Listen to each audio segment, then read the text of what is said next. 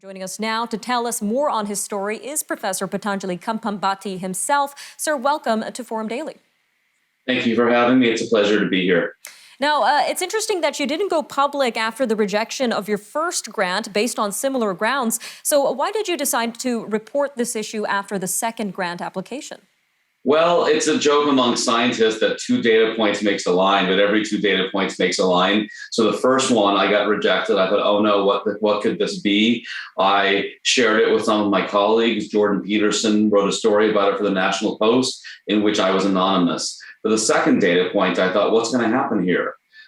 This is quite problematic. This is quite troubling. And I wanted to come forward. And I didn't know what to do, but a newspaper reporter from the National Post somehow got wind of it. He asked me some questions. And as a scientist, I'm compelled to honesty first and foremost. So I told him what honestly happened to me. And that became the story. But I hadn't really thought what I was going to do with the second rejection. And to be fair, it wasn't an outright rejection. The first one was an outright rejection. The second one was they were telling me they will not look at me or my proposal more specifically because I failed on the EDI requirements.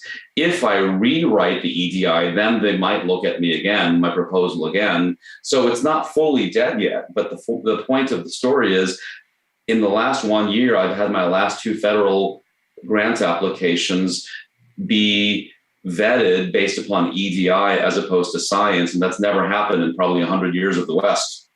All right, sir. Well, we quoted you on your answer to the diversity question. Tell us a little bit more about what you meant by your answer. Well, that's the funny thing, is that I wrote what I thought was a very nice and inclusive answer. I was asked to be inclusive. I've been inclusive. I've been excluded my whole life due to racism. And I tried to use that to be inclusive of other people, regardless of race or gender or ethnicity or nationality or religion. So what I said is, regardless of who you are, I'm going to welcome you into my lab. All you have to do is want to do the work. That's it.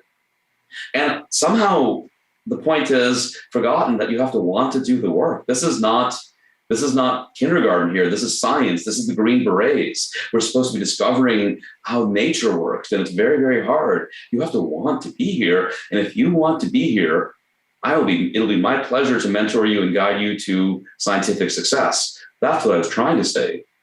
All right, Dr. K. Well, a little over a minute and a half left here, but tell us a little bit more about your research and why you are applying for these grants. Well, I, and like all scientists, we live off federal funding that pays for us to exist. And I build lasers and optical clocks to study the motion of electrons and materials like solar cells and flat panel displays and lighting and all these other things like that. But I've raised $7 million in the last 15 years. All of that was based upon scientific merit. Only in the last 1 year has it been based upon EDI as opposed to scientific merit or in parallel with scientific merit. And that's a very big change in the last 1 year. All right. Well, meanwhile, you mentioned that you had your own personal experiences with racism yourself. Would you be able to share with our viewers? Well, it's honestly so much I can't even remember. I mean, as a kid, I grew up in Minnesota in the 1970s, and I was able to play the role of every possible race you could imagine for dealing with sort of epithets and, physical interactions and, fairly dramatic things. But I don't want to belabor that point. And the same thing has also happened, I think, as an adult in the US and Canada, because I can be targeted and I have been targeted. But I don't view that as an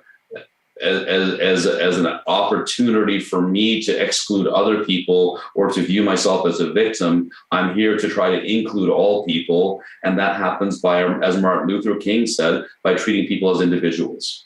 All right, Dr. K, thank you again for joining us today on Forum Daily. Thank you.